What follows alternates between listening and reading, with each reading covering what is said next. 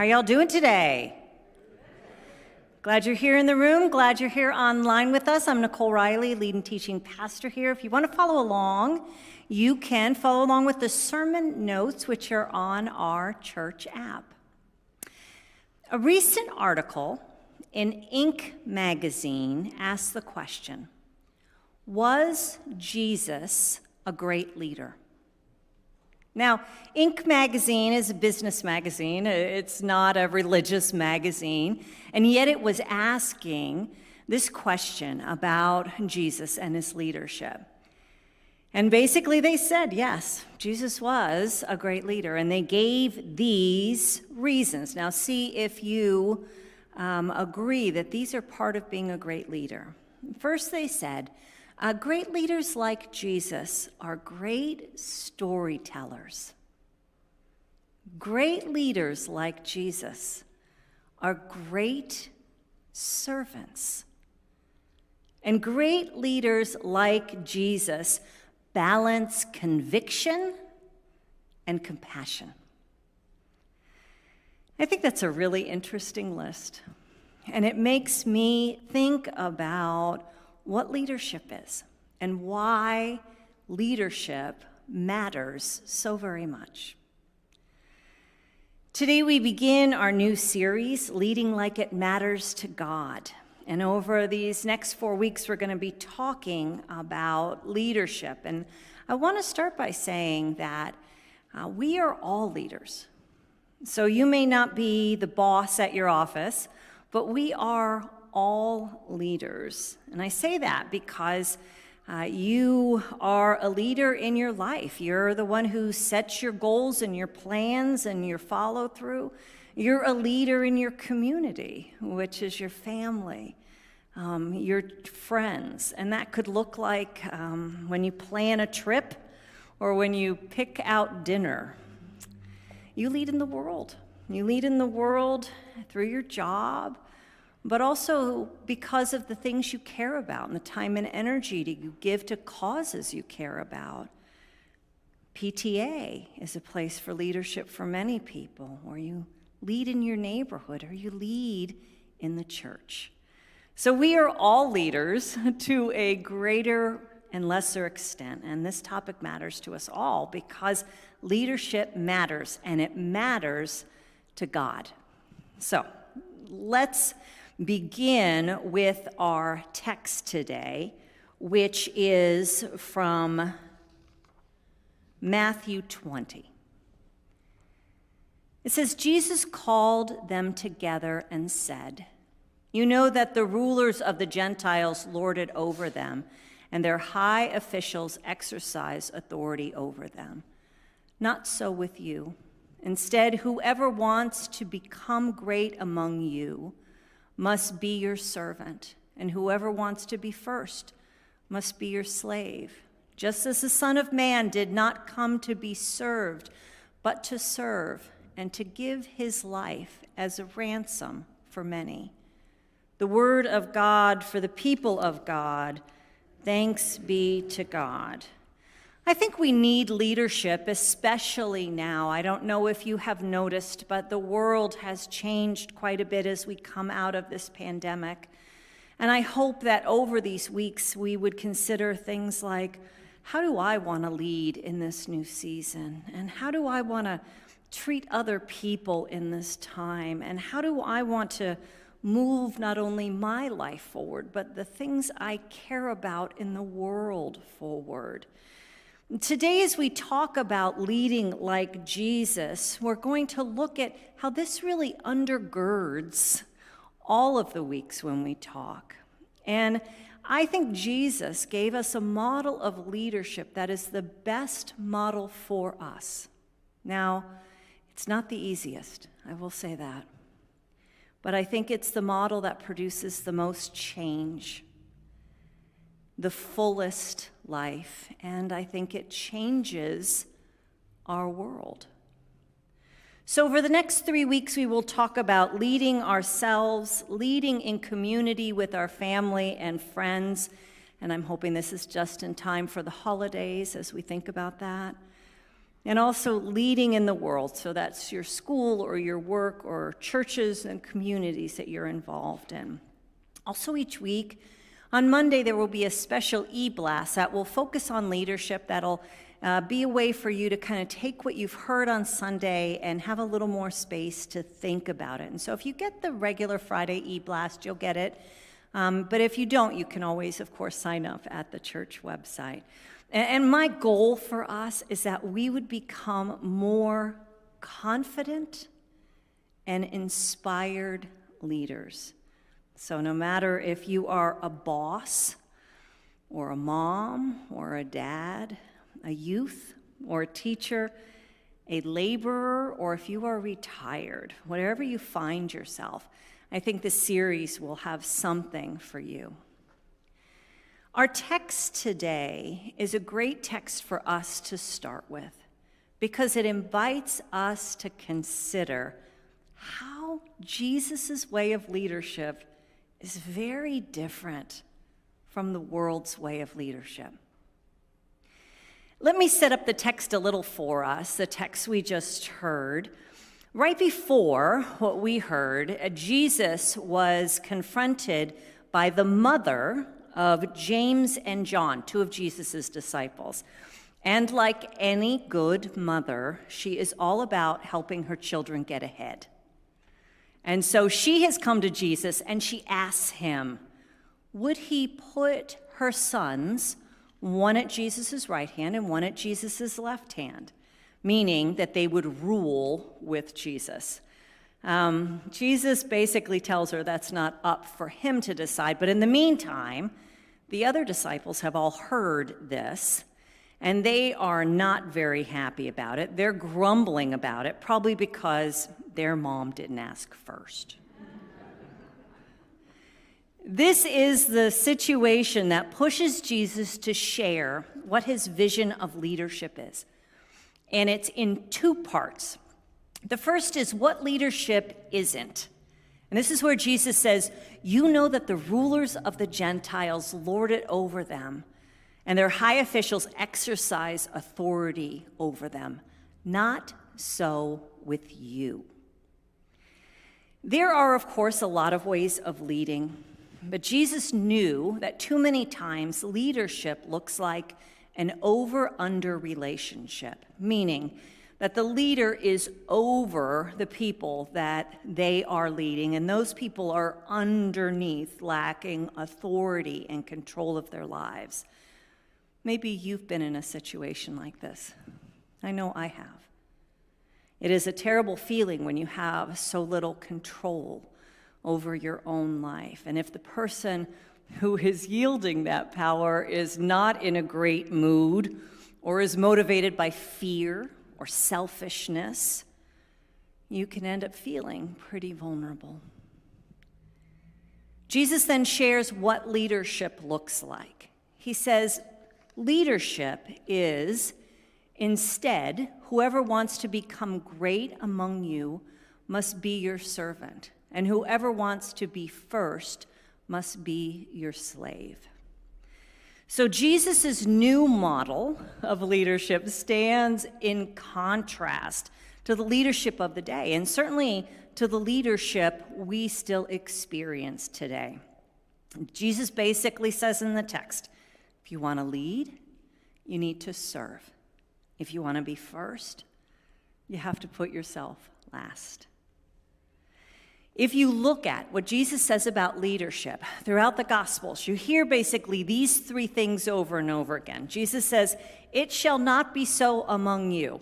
We heard that in our text today. Jesus basically saying to us that this is not the way that you normally think leadership looks like, this is not the way.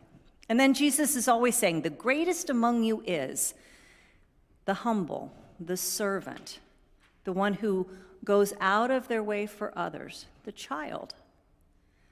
And then the last thing Jesus says over and over again in the Gospels is that you also should do just as I have done for you.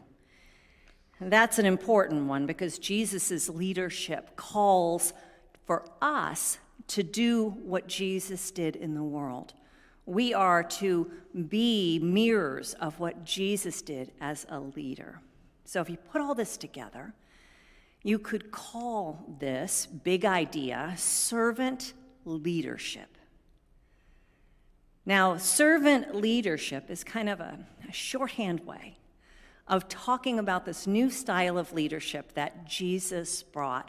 But the problem with it is the first word, servant.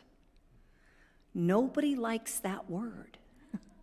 It is not a popular word. We want to skip over it and get to the leadership part. It's a rough word. It makes us worry that someone's going to take advantage of us, that we're going to find ourselves in a difficult situation. And so if you see that and you're a little like, ooh, I don't know about this, kind of put that to the side. We will talk about what it looks like. And then we will talk about what servant leadership means, not only today, but throughout our time together. So let's start by talking about what servant leadership looks like. First, a servant leadership is motivated by love. If you hear nothing else today, I want you to hear this piece.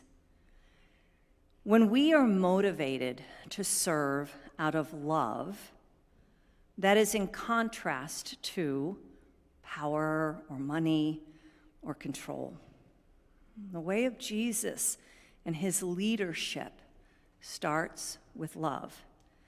Jesus led out of love first and primary, and because of that, we get a sense of how very different one leads when one is motivated by love.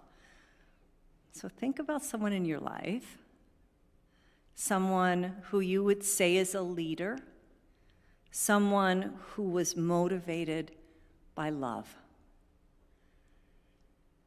They weren't motivated by getting all the tasks done perfectly and in half the time. They were motivated by wanting you to grow, wanting you to flourish, wanting you to move forward in your life.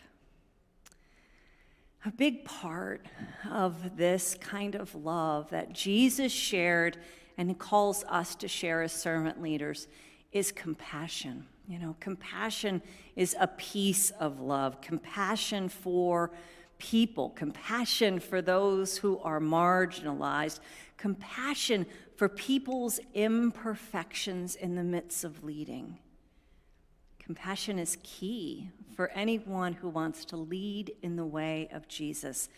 And so ask yourself over these weeks, as you see yourself in different situations, am I coming from love? Am I coming from compassion in my leading with my family, with myself, in my work, in my church? Is love my key motivation? My goal is that over these weeks we work on this together, because we all fall short in this area sometimes. I want us to find that our leadership is more rooted and grounded in love after we've talked about leadership over these 4 weeks. Okay, so first, Jesus' leadership style is motivated by love. Second, Jesus' leadership style is grounded in what I'm going to call inner confidence. Now, you may wonder what this has to do with servant leadership. Well, here's how it appears to me. It appears to me that inner confidence or inner strength is what actually allows us to serve people out of love. Meaning, if we have this inner confidence and we know who we are, then we don't have trouble putting our ego aside. We don't have trouble doing things that we might think are below us. We can put on that servant's apron. I think this is a really interesting piece of servant leadership, because to lead like Jesus, to come from love, we have to have some inner confidence, some inner security that connects us to who we are in God. And then out of that, we can serve. You know, many times we don't know who we are, and we get in a leadership situation where we're fearful, and we start leading out of fear, trying to prove ourselves. Jesus, knowing who he was what enabled him to get down on the ground and to wash the feet of the disciples. That was a servant's role, but Jesus had no trouble doing that. He did the right thing. He did the thing that was the good thing to do and not necessarily the popular thing. He led. He had nothing to prove, which is hard for us because I think a lot of times we do feel like we have something to prove. We want people to acknowledge us. We want kudos. We want a pat on the back. We want to be told that we're doing a great job. It's normal. That's human nature. But I think for us to really grow as leaders, we need to grow in our understanding of ourselves. We need to grow in being more centered in our own souls, because that leads us then to open the door to serving others. None of us will ever lead perfectly. We will all have times where we fall short. But I think a big piece of our growth as leaders is our willingness to come to our faith and to come before God for that inner confidence that only God can give us. And we see this in Jesus' life, don't we? We see that in Jesus' life, his life was grounded in his spirituality. There was time for prayer. There was time for rest. There was time for worship. These are the things that give us inner confidence more than we realize. And to lead like Jesus, to have this inner confidence, we need to be rooted in our own practices of prayer and worship and service. So first, Jesus' leadership style is motivated by love. Second, Jesus' leadership is grounded in his inner confidence, rooted in his faith. And third, Jesus' leadership invites us to mirror his example. Now, this is a really important one and often one we skip over because many times we look at Jesus and his life and we go, well, yeah, of course he could forgive and he could lead like that. He's Jesus. I'm not Jesus. Have you ever said that? Like, that's great for Jesus, but it's really not the capacity I have. Here's the thing. We are called as followers of Christ to lead like he did, to mirror his example, which we will, of course, make a complete mess of a lot of times.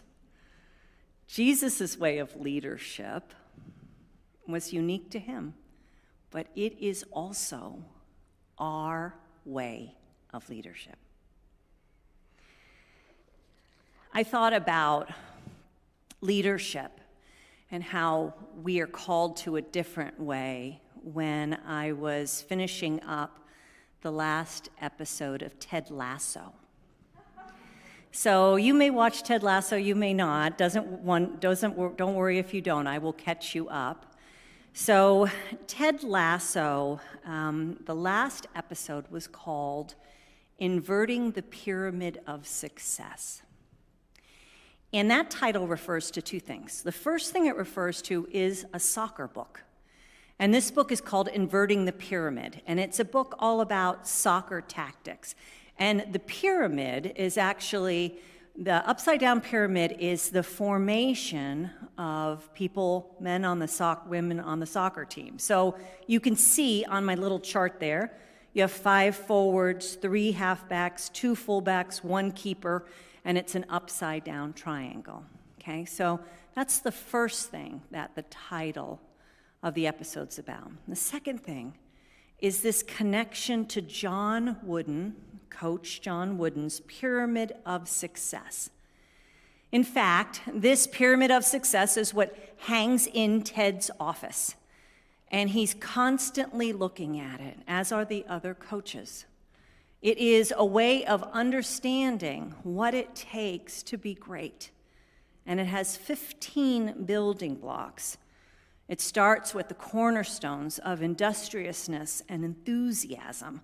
And then it goes up to team spirit and poise and confidence, and then eventually gets to the top of the pyramid with competitive greatness.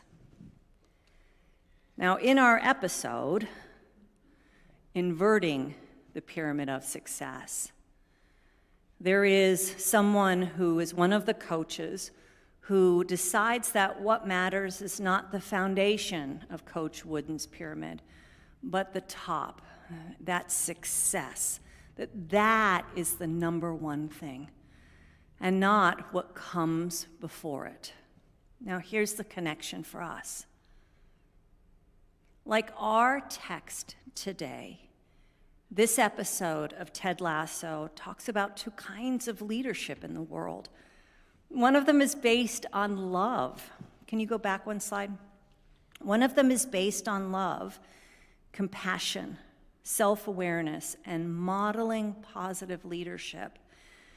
But the other is about inverting this triangle and focusing on success before everything else, including before people. As we begin our series, I want you to see the real difference that exists between these two models and how God is calling us to a new way. So the traditional model of leadership sees leadership as a rank to obtain, uses power and control to drive performance, measures success through output, speaks, and believes it's about them, versus servant leadership, which sees leadership as an opportunity to serve others, shares power and control to drive engagement, measures success through growth and development, listens and understands it's not about them. Servant leadership calls us to more. It calls us to this way of Jesus, this way of love and compassion, this way of self-confidence, so that we might model for the world this new way of leadership. You could summarize the big difference between these two models as, in the world, leadership is about success, but for Jesus, leadership is about service. That can be hard for us to hear, though. It is hard for us because we often shy away from service. We too often feel we're entitled, and that things should come to us, and that people should take care of us, and that certain things are below us. Servant leadership, though, is not about serving others. Servant leadership is about being a servant of God, which calls us to all kinds of things, including the service of our brothers and sisters. Today we are celebrating leadership here at the church, servant leadership, those who serve in our congregation. And we've awarded 3 groups the Towel and Basin Award as we've celebrated. Today's celebration is important, as is our focus on leadership, because we are all called to lead, and leadership matters to God. Let us pray.